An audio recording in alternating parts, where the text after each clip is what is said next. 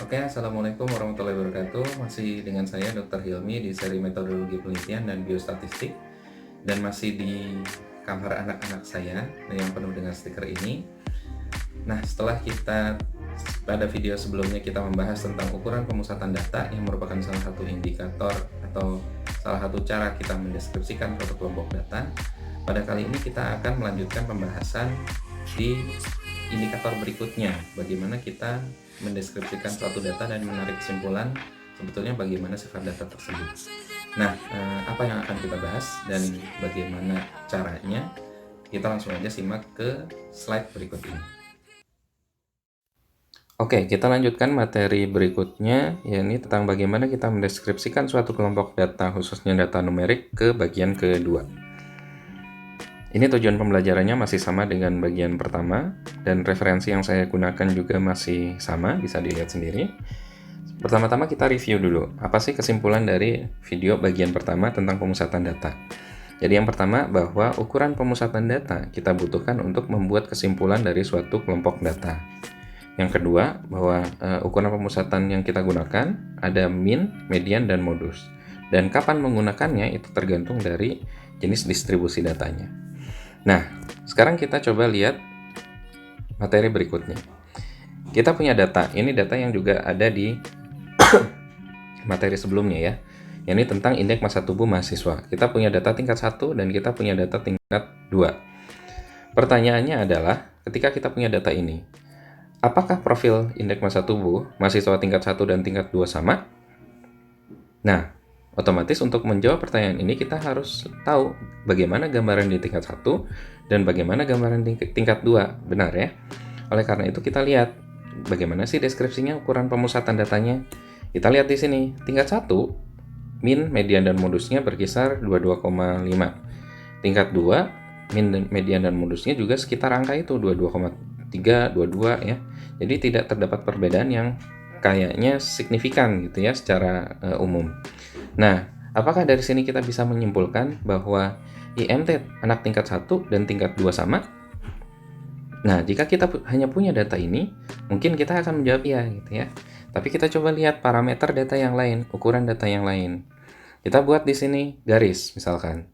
Dari indeks massa tubuh paling kecil sampai ke indeks massa tubuh paling besar. Kemudian kita plotkan masing-masing data di mahasiswa tingkat 1 dulu, yang titik-titik biru ini. Ada yang IMT-nya 15, ada yang 17, ada yang 20, dan seterusnya, sampai ada yang 30. Sudah bisa terlihat ya gambarnya seperti apa. Nah, sekarang kita lihat bagaimana gambaran IMT anak tingkat 2. Nah, gambarnya seperti ini. Apakah terlihat perbedaan? Tentu terlihat sekali. Di sini, IMT mahasiswa tingkat 2 itu cenderung terpusat. Jadi rata-ratanya mungkin sama.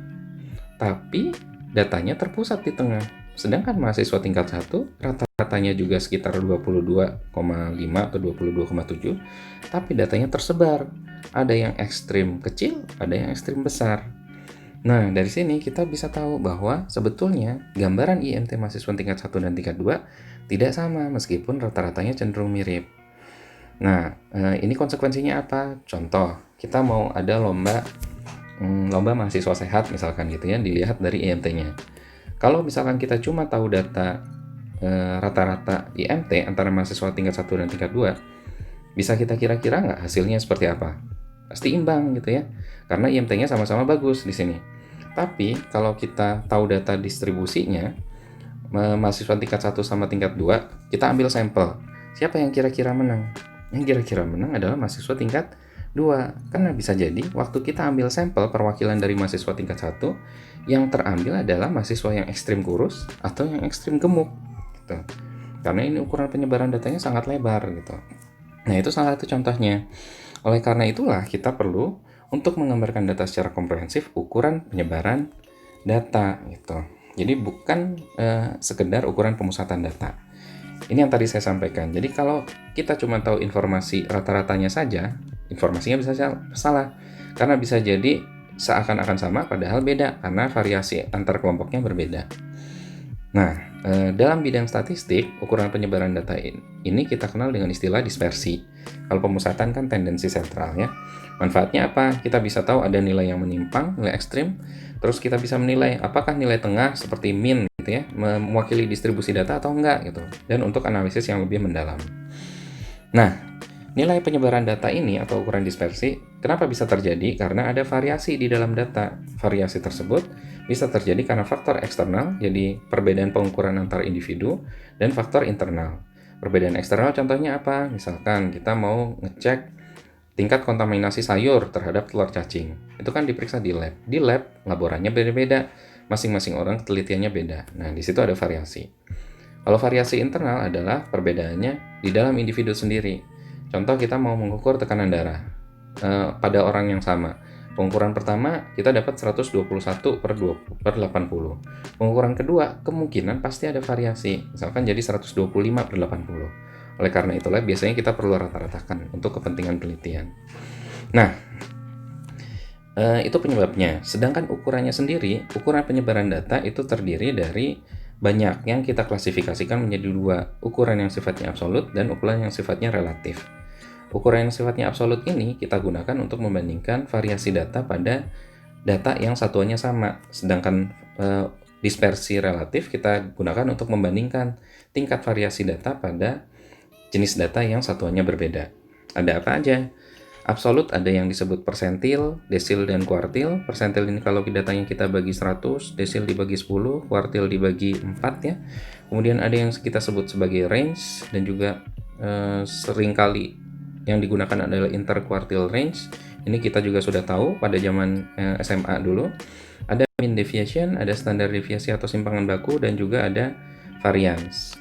Sedangkan untuk ukuran dispersi relatif kita punya data koefisien variasi. Penjelasannya kita coba bahas satu-satu secara singkat karena perhitungannya saya yakin semua sudah pernah belajar pada saat pelajaran matematika ya di SMA. Pertama adalah range. Range kita tahu bahwa dia adalah nilai maksimum dikurang nilai minimum. Jadi kalau kita punya data seperti ini, berat badan, otomatis kita tinggal kurangkan nilai paling besar dikurang nilai paling kecil. Dari kedua kelompok ini kita tahu bahwa range-nya sama, tapi rata-ratanya berbeda. Nah, pada jenis data yang kedua, kita lihat nilai ujiannya. Kita bisa lihat dari sini, range-nya, atau kita lihat rata-ratanya dulu. Rata-rata di kedua kelompok ini, karena jumlahnya 250, datanya ada 5, rata-ratanya sama, 50. Tapi, range-nya berbeda. Kelompok 1, 20, kelompok 2, 80. Dari sini kita bisa bandingkan, apakah kelompok 1 dan kelompok 2 sama tingkat kepintarannya. Berbeda ternyata, meskipun rata-ratanya sama. Tapi kelompok 1 cenderung merata. Tingkat kepandaiannya cenderung rata-rata, sedangkan di kelompok 2 menyebar, ada yang sangat kurang, ada yang pintar sekali gitu. Oleh karena itu kita tidak bisa menyebutkan bahwa kedua kelompok ini tingkat kepandaiannya sama. Ukuran berikutnya adalah deviasi rata-rata atau mean deviation. Jadi mean deviation ini adalah rata-rata hitung dari nilai mutlak antara nilai data pengamatan dengan rata-rata hitungnya. Nah, ini rumusnya ya. Jadi kita pertama-tama, ini misalkan kita punya data berat badan, kita hitung dulu rata-ratanya, dapat 57. Jadi kita kurangkan 48 dikurang 57 minus 9, 52 dikurang 57 minus 5, dan seterusnya. Kemudian kita cari nilai mutlaknya. Nilai mutlaknya adalah nilai positifnya.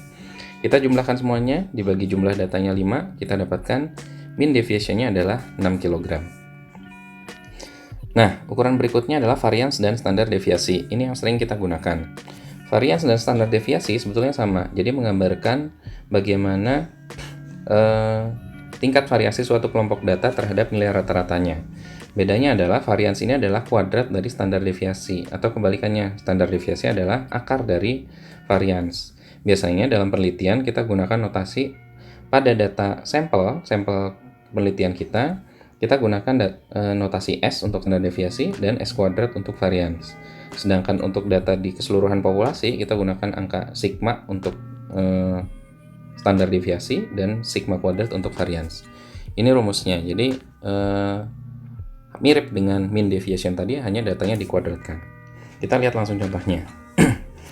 Nah, dengan data yang sama, kita dapatkan min-nya adalah 57, tadi sudah kita hitung. Kemudian kita kurangkan masing-masing data dengan 57, kita dapatkan hasilnya, kemudian kita kuadratkan. Nah, varians adalah jumlah dari hasil pengkuadratan ini dibagi dengan n-1. Ini n-nya ada 5, dikurang 1/4, kita dapatkan variansnya adalah 48. Sedangkan standar deviasinya adalah akar dari varians. Akar dari 58, kita dapatkan angkanya 7,6. Nah, yang terakhir ini adalah dispersi yang sifatnya relatif. Yang kita gunakan adalah koefisien variasi. Jadi rumusnya standar deviasi dibagi dengan rata-rata. Apa manfaatnya kita menghitung koefisien variasi? Kita bisa mengetahui bagaimana sih tingkat perbedaan variasi antara dua data yang satuannya berbeda. Contohnya, nah di sini kita punya data berat badan sama data tinggi badan. Ini kan satuannya berbeda. Satu lagi kilogram, satu lagi sentimeter. Kita lihat di sini bahwa standar deviasinya lebih besar untuk tinggi badan, karena tinggi badan 12, berat badan 10. Tapi apakah kita menyatakan bahwa variasi berat badan itu lebih kecil dibandingkan tinggi badan? Ternyata enggak, karena kita ini beda satuan, jadi kita harus hitung koefisien variasinya. Ketika kita hitung, koefisien variasi untuk berat badan adalah standar deviasi dibagi nilai rata-rata, kita dapatkan 20%. Sedangkan tinggi badan, 12 dibagi 160, kita dapatkan 7,5%. Mana yang lebih besar? Ternyata berat badan. Jadi kesimpulannya adalah berat badan memiliki variasi yang lebih tinggi dibandingkan tinggi badan, meskipun standar deviasinya dia lebih kecil. Nah, sekarang kita masuk ke hal yang mungkin jarang dipikirkan, yaitu manfaat praktis dari kita tahu ukuran-ukuran data. Nah, ini kita punya data klasmen ya. Klasmen ini Liga Inggris, ini Liga Spanyol. Mungkin yang laki-laki lebih tahu ya. Nah, pertanyaannya, jika misalkan ada seorang striker, misalkan ya siapalah, si A gitu ya. Si A ini bermain di Liga Italia. Dia ada klub yang tertarik, satu dari Liga Inggris, satu dari Liga Spanyol. Dia mau pilih yang mana? Nah, apakah bisa ukuran pemusatan dan penyebaran data kita gunakan? Jawabannya sangat bisa. Nah, kita fokus di dua komponen ini ya. Yang pertama adalah MG itu adalah memasukkan gol, jadi berapa banyak gol yang diciptakan. Yang kedua adalah poin dari tim tersebut. Kita lihat datanya di sini. Di Liga Inggris, paling tinggi gol paling tinggi itu 93, paling rendahnya adalah 27. Sedangkan di Liga Spanyol, paling tingginya 106, paling rendahnya 30.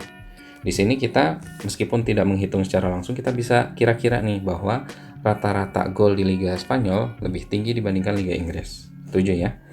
Kemudian yang kedua, kita lihat poinnya. Di Liga Inggris 87 maksimal, minimalnya 24. Di Liga Spanyol maksimalnya 93, minimalnya 20. Kita bisa hitung di sini range-nya 73. Di sini range-nya 63. Kita bisa lihat bahwa range di Liga Inggris itu lebih kecil, jadi ukuran penyebaran datanya lebih rapat gitu. Apa artinya? Nih, misalkan jika